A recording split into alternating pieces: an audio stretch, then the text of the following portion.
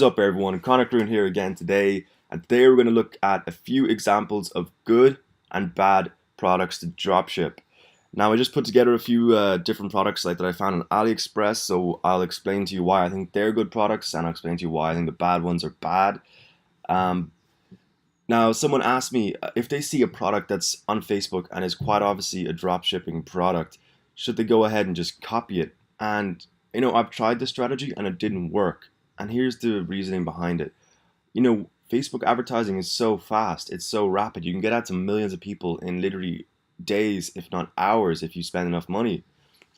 And people who have already got ads out there with millions of comments, millions of likes, millions of shares, they're way ahead of you. Even though it was a post might have only been made a couple days ago, they are way ahead of you. Trust me. They have all the pixel data. They have their lookalike audiences probably built. They know the best targeting. They have the social proof from all the millions of comments. And I guarantee you're not the only one who was thinking of copying them. I guarantee you a few other latecomers probably are too. So they've probably got the saturated the market, got their name out there, and you're going to be coming in just to take up crumbs. You might not even make any profit. So I would not advise simply just copying dropshipping products. What I like to do is when I see winners, I always take a mental note and I save them in my head and even on Facebook. And I started sort of building.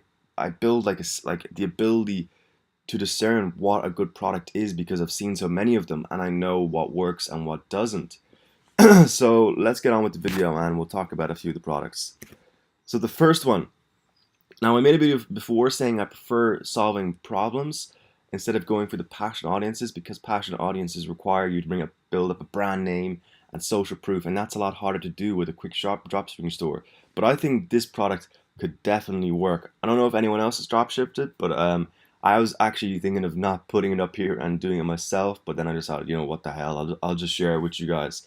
So basically, as you can see, it's a portable pet water bowl. So if you were out walking your dog or whatever pet you have, and instead of putting the water in your hand and trying to feeding it or trying to give the dog the water that way, or putting the water bottle to the dog, that's very awkward. This kind of solves a problem. It's even got a little keyring attachment that you can put on your keys, and I think this could sell very well.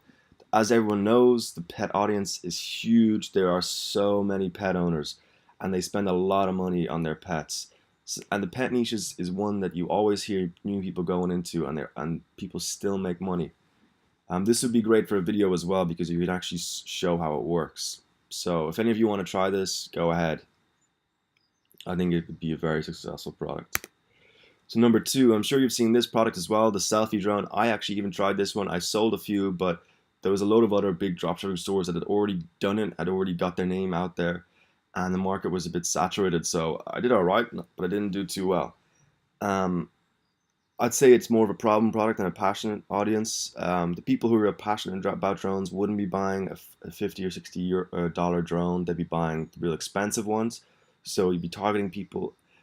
So when I thought about it, would I be targeting people who liked popular drone brands like DJI, I think it was? And probably not, because people who are really into their drones wouldn't buy a cheap thing like this. They'd already have a very expensive one, as I've already said. So you basically be targeting people I targeted people who liked selfie sticks because it's quite similar. It's a bit of innovative technology that you can use with your smartphone and it'll help you take pictures and videos. And I got much better results by targeting selfie stick than drone brands, but would have, everyone of course would have just naturally thought targeting drone brands would have been the best option, but when you think about it, it would have made sense not to. So this is good because it's trending. Summer's coming up. People are going to go on holiday. They want, a way to get cool photos and videos for their social media pages. And drones in general are on the rise. So this is definitely a trending product. The benefit is clearly demonstrated as the video. You can obviously show someone, using the drone on with their phone, taking videos, following them as they're walking along. So this is why this is a good product. Now, wooden sunglasses. These were very popular, I think it was a few months to a year ago, so I wouldn't advise jumping into them because there were thousands upon thousands sold, so the market's probably saturated by now. But when they did come out, they were very, very, very successful. Now, this is what I think. A pair of generic sunglasses, if you saw them on Facebook, they might be nice, you might like the style, but nothing would really, you wouldn't feel obliged to buy them because you know that you can walk down to your local shopping mall and pick up a pair probably very similar. However, these wooden sunglasses, they're pretty unique.